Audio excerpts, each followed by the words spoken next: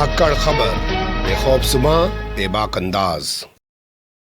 धाकड़ खबर के न्यूज़ से मैं आपके साथ हूं अकरम रईस खान। एक जमाना था जब पढ़ाया जाता था, सिखाया जाता था, बताया जाता था कि इंसाफ की डगर पर, जी हां, इंसाफ की डगर पर बच्चों दिखाओ चलकर, ये देश है तुम्हारा, नेता तुम ही हो कल के। लेकिन लगता है अब वो वक्त बदल गया है, क्योंकि देश पर अब राज कर रहे हैं नरेंद्र मोदी। 56 इंच का सीना रखने वाले नरेंद्र मोदी जब से राष्ट्रीय राजनीति के फलक पर उभर कर आए हैं, या यूं कहें कि पिछले 8 साल से जब से वो प्रधानमंत्री बने हैं, गुजरात में तो जो कुछ हो रहा था वो हो ही रहा था, देश में भी अब वही कुछ होता हुआ दिखाई दे रहा है। उन्होंने भारत को न्यू इंडिया बना दिया है, और न्यू इंडिया में नेता बनने के लिए आपको क्या करना पड़ेगा? दंगाइयों की डगर पर, जी हां, दंगाइयों की डगर पर बच्चों दिखाओ चलकर, ये देश है तुम्हारा, नेता तुम ही हो कल के। अगर कल को देश का नेतृत्व करना है तो आपको दंगाई बनना पड़ेगा। आज के दौर की यही स्थिति निकल के आ रही है, क्योंकि मध्य प्रदेश की मुख्यमंत्री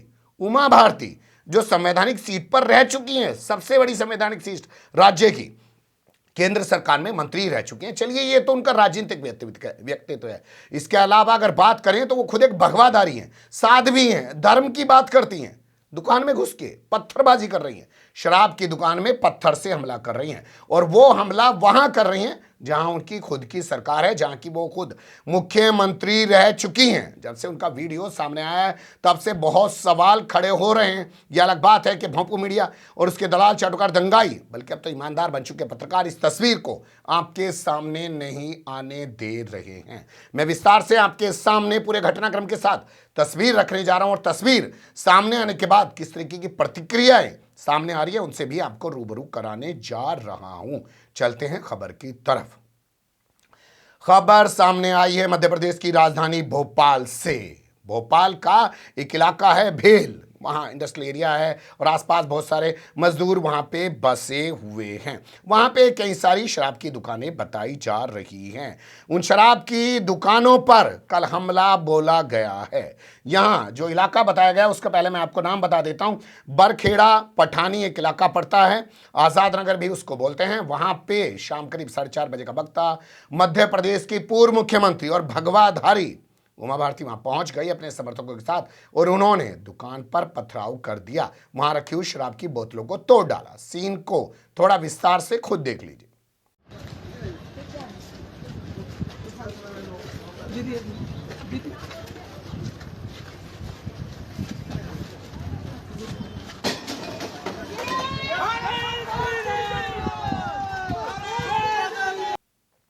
देख लिया आपने, ये हैं उमा भारती। 3 चीजें इनके व्यक्तित्व से जुड़ी हुई हैं। एक राजनीतिक, पहले उसकी बात कर लेते हैं। दूसरा, फिर इनका वस्त्र, यानी कि एक भगवाधारी हैं, एक संत हैं, ये अपने आप को बताती हैं। और तीसरा, ये महिला भी हैं। पहले राजनीतिक शख्सियत को लेकर बात कर लेते हैं। ये मध्य प्रदेश के मुख्यमंत्री रह चुके हैं, केंद्र सरकार में भी मंत्री रह चुकी हैं।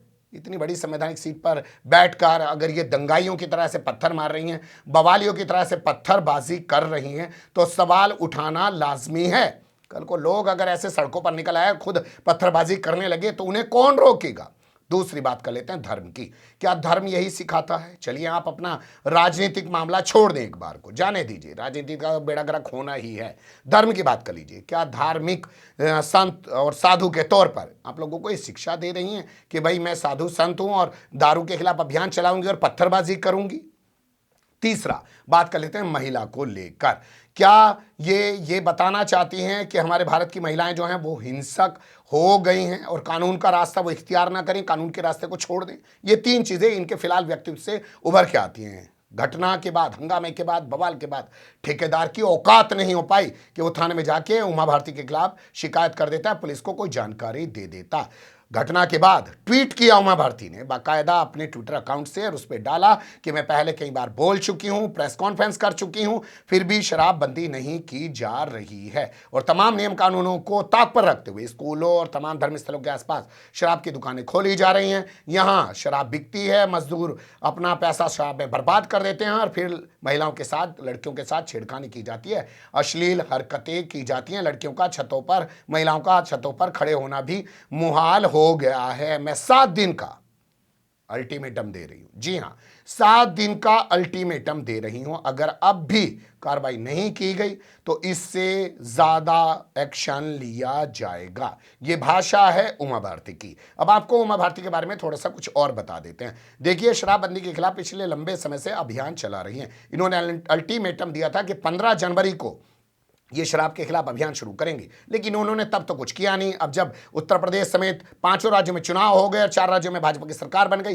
तो ये मध्य प्रदेश में इस तरीके की हरकत कर रही हैं, शराब की दुकान में घुसकर पत्थरबाजी कर रही हैं। जबकि उनके अल्टीमेटम के बावजूद 17 जनवरी 2022 को शिवराज सिंह सरकार नई शराब पॉलिसी लेकर आ गई है। उसने 20% शराब के दाम घटा दिए हैं। उसने जगह जगह दुकान खोलने के जो नियम है उनमें भी रियायत दे दी है। अंग्रेजी शराब की दुकानें खुलवाने के लिए भी या उनके टैक्स में भी कमी करने की बात कही गई है। यही नहीं, जो बड़े बड़े सुपर बाजार होते हैं वहां पे महिलाओं के लिए भी अलग से दुकानें खोलने की बात कही गई है। 3 महीने बाद अब ये जाके इस मामले में एक्टिव हुई हैं और इन्होंने ये कार्रवाई की है। ये मामला आज विधानसभा में भी उठा है। इसको विस्तार से आपके सामने बाद में रखेंगे, लेकिन अभी किस तरीके की राजनीतिक प्रतिक्रिया आ रही हैं वो देख लीजिए। दिग्विजय सिंह, जो खुद पूर्व मुख्यमंत्री रह चुके हैं मध्य प्रदेश के, उन्होंने ट्वीट किया और ट्वीट करके जो उन्होंने सवाल उठाए, उन्होंने कहा, उमा जी आपकी बहादुरी की मैं दाद देता हूं। तारीफ कर रहे हैं पहले,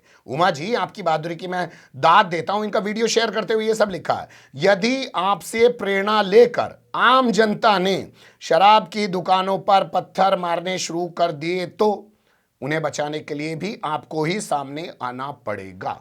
बहुत जबरदस्त कमेंट दिग्विजय सिंह का उमा भारती पर। इसके बाद बात कर लेते हैं जीतू पटवारी की, क्योंकि हमने सर्च किया, कमलनाथ भी पूर्व मुख्यमंत्री हैं, क्या उन्होंने भी इस बारे में कुछ कहा है, तो कुछ मिल नहीं पाया है।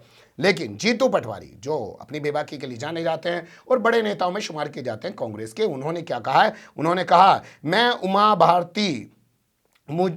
भारती ने मुझे निशब्द कर दिया है। पहली बार लगा कि भाजपा में कोई तो है जिसकी कथनी और करनी में कोई फर्क नहीं है, ये आगे लिखते हैं। और आज उठा जो पहला पत्थर जो हुआ शराब की दुकान पे जो लगा, आज उठा पहला पत्थर मध्य प्रदेश में शराबबंदी की नींव में जो है सजेगा, नींव में सजाया जाएगा और बुनियाद का पत्थर बनेगा। और साथ में आगे वो लिखते हैं कि उम्मीद करें कि शिवराज सरकार की नींद टूटेगी और उम्मीद करें कि शराब अब लोगों का घर बर्बाद नहीं करेगी। ये तमाम चीजें जीतू पटवारी ने लिखी हैं। लेकिन इसके बाद आए हैं कांग्रेस के मीडिया प्रभारी नरेंद्र सलूजा। उन्होंने एक के बाद एक कई ट्वीट किए हैं। पहले ट्वीट में उन्होंने कहा कि पहले तो अल्टीमेटम दे दे के 3 बार गायब हो गई, कुछ किया नहीं, और अब सीधे दुकान में घुसकर पत्थरबाजी कर रही हैं। मैं नरोत्तम मिश्रा से, यानी कि गृह मंत्री मध्य प्रदेश से, यानी अपील करता हूं वो मुझे अनुमति दें, यानी इजाजत दें, मैं भी जाकर शराब की दुकान में पत्थरबाजी करना चाहता हूं। इस तरीके से उन्होंने कमेंट्स किया है, ट्वीट किया है। और आगे वो लिखते हैं कि हाल फिलहाल में अभी इस मध्य प्रदेश की सरकार ने कानून बनाया था कि जो लोग पत्थरबाजी करेंगे और उनके पत्थरबाजी से जो नुकसान होगा वो उसी शख्स से वसूला जाएगा जो पत्थरबाजी में लिप्त पाया जा रहा है। तो उमा भारती ने पत्थरबाजी की है, नुकसान किया है, उनसे कब भरपाई की जाएगी? उत्तर प्रदेश में भी ये तमाम कानून बने ही हैं और अब वहां पर भी ये कानून बन गए हैं। तो इस तरीके से तमाम चीजें सामने आ रही हैं। बड़ा सवाल यही पैदा हो रहा है कि कौन से कानून का राज स्थापित करना चाह रहे हैं लोग। जो जिसकी मर्जी आ रहा है वो है। हो सकता है आपकी कुछ राजनीतिक महत्वाकांक्षाएं हों, आप आंदोलन को आंदोलन के तरीके से चलाइए कि आप लोगों को हिंसक बनाने का काम कर रही हैं और इनके खिलाफ एक्शन क्यों नहीं लिया जा रहा है। मीडिया तो खामोश है ही है, सरकार की तो हिम्मत ही नहीं पड़ रही है कुछ बोलने की, और बाकी बचे आप, कोई मतलब ही नहीं है। 4 राज्य में सरकार बन चुकी है, वो बता रहे हैं जन कल्याणकारी योजनाएं चल रही हैं, उसी के दम पर लोग उनको जिता रहे हैं। तो फर्क किसी को पड़ता नहीं है, लेकिन आपके संज्ञान में जरूर आ जाना चाहिए, वही कोशिश की। फिलहाल कमेंट्स के रूप में आप लोग अपनी राय दे सकते हैं, खबर को लाइक कर सकते हैं, चैनल को सब्सक्राइब कर सकते हैं और ज्यादा से ज्यादा हमारी खबरों को शेयर कर सकते हैं। फिर ऐसे ही किसी सुलगते हुए या उलझते मुद्दे लेकर मैं आपके सामने हूँगा हाजिर। फिलहाल अभी मुझे दें इजाजत।